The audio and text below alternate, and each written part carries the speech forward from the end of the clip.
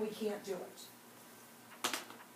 Do you remember those two types of mindsets?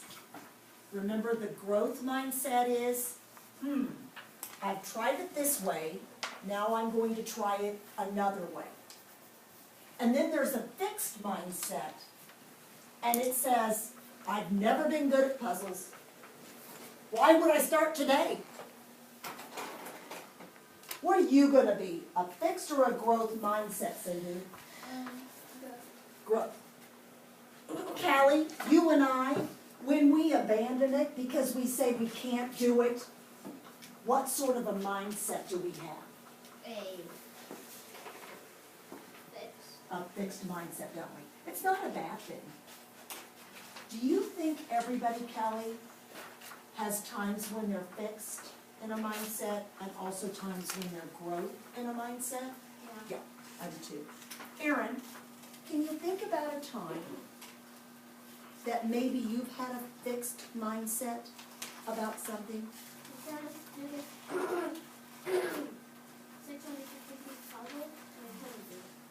You couldn't do it. Why?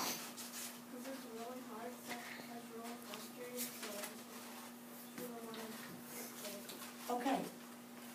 Aaron, is that a bad thing?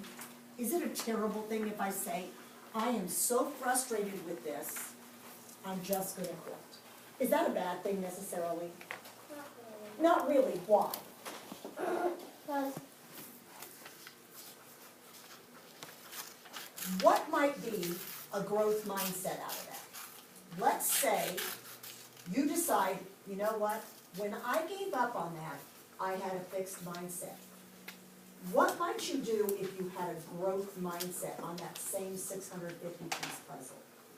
I wouldn't quit it no matter how hard it was. Okay, maybe. Anybody have another answer for him? Nathan? 650 puzzle, 650-piece puzzle. And you can, okay, think through it. Let's think. 650-piece puzzle, everybody. We are really frustrated. We can't even get the outside edge done like we've learned how to do. I'm just going to give up. I can't do it. 650 pieces. I'm only 8 years old, for crying out loud. Fixed mindset. What might you do as a growth mindset other than staying with it for a long run? Callie? You could, like, if you have older siblings, or you could ask your parents, like, I really want to get this puzzle done, it looks really cool, can you help me get started? That's a growth mindset. Nicholas, give me another one. You could do like 50 piece, 100, and build up. Okay, so maybe start with something more realistic and build up to 650. What are you thinking, Anush? Maybe because on puzzles, it's better if we start with the corners, Okay, because those are easier to find. so you've put these together before. You know that sometimes if you do the corners, it's a little bit easier. How about you, Ian? What would be a fixed mindset in your mind? Maybe you're like tired and you can go and rest or take a break and do something else and then later come back. I was thinking the same thing. I know. Yeah, I was thinking the same thing.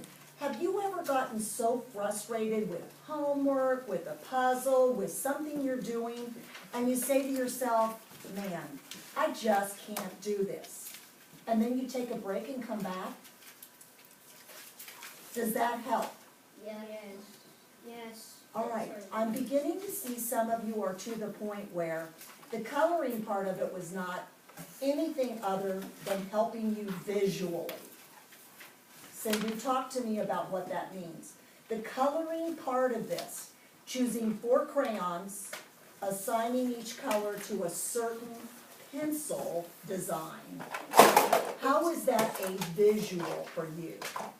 Well, you can like, if the, sometimes for me, the patterns confuse me, so like, colors are easy. Okay, very good. I think that's a good way of explaining it.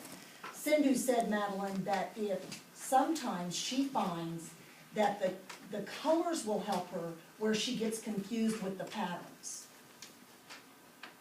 Anjali, why on a puzzle like this might a person have difficulties? and maybe want to abandon it altogether?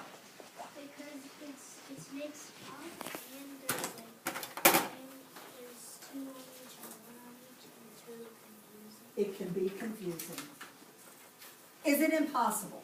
No.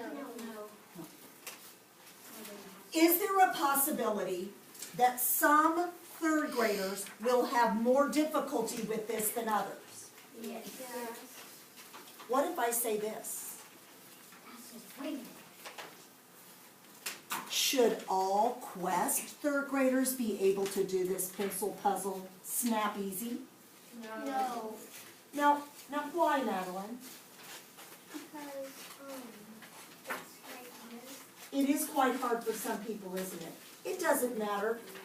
It doesn't matter if you're in third grade, if you're 60 years old like Mrs. Nagy. I sat down yesterday, and I'm going to be honest, because that's a growth mindset, isn't it? Yep.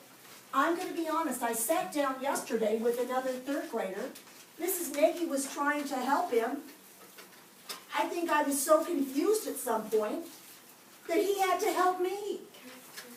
That's okay. That's okay, isn't it?